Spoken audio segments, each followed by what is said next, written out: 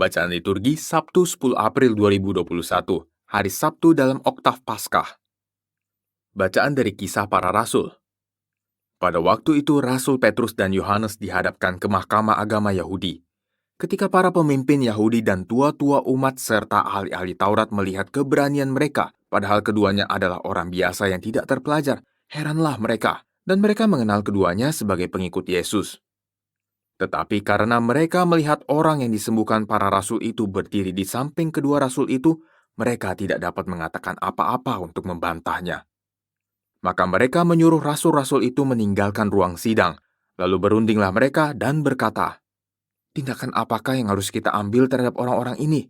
Sebab telah nyata kepada semua penduduk Yerusalem bahwa mereka telah mengadakan suatu mukjizat yang menyolok dan kita tidak dapat menyangkalnya. Tetapi supaya hal itu jangan makin luas tersiar di antara orang banyak, baiklah kita mengancam dan melarang mereka, supaya mereka jangan berbicara lagi dengan siapapun dalam nama itu."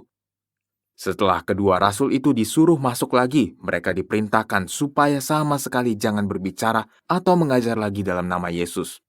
Tetapi Petrus dan Yohanes menjawab mereka, "Silahkan kamu putuskan sendiri manakah yang benar di hadapan Allah, taat kepada kamu atau taat kepada Allah.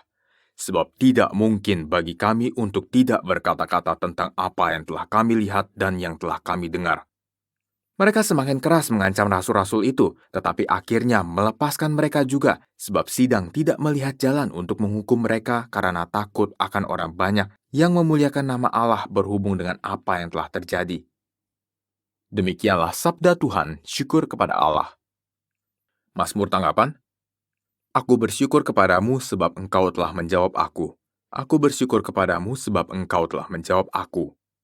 Bersyukurlah kepada Tuhan sebab Ia baik, kekal abadi kasih setianya. Tuhan itu kekuatanku dan mazmurku. Ia telah menjadi keselamatanku. Suara sorak-sorai dan kemenangan terdengar di kemah orang-orang benar. Aku bersyukur kepadamu sebab engkau telah menjawab aku. Tangan kanan Tuhan melakukan keperkasaan. Tangan kanan Tuhan berkuasa meninggikan. Tuhan telah menghajar aku dengan keras, tetapi Ia tidak menyerahkan aku kepada maut. Aku bersyukur kepadamu sebab engkau telah menjawab aku.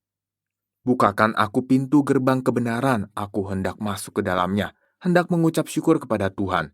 Inilah pintu gerbang Tuhan, orang-orang benar akan masuk ke dalamnya. Aku bersyukur kepadamu sebab engkau telah menjawab aku dan telah menjadi keselamatanku. Aku bersyukur kepadamu sebab engkau telah menjawab aku. Aleluya, aleluya. Inilah hari yang dijadikan Tuhan, marilah kita bersorak-sorai dan bersukacita karenanya. Aleluya. Inilah Injil Yesus Kristus menurut Markus, dimuliakanlah Tuhan. Setelah Yesus bangkit dari antara orang mati, pagi-pagi pada hari pertama minggu itu, Ia mula-mula menampakkan dirinya kepada Maria Magdalena.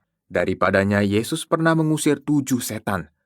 Lalu perempuan itu pergi memberitahukannya kepada mereka yang selalu mengiringi Yesus, dan yang pada waktu itu sedang berkabung dan menangis. Tetapi ketika mereka mendengar bahwa Yesus hidup dan telah dilihat olehnya, mereka tidak percaya.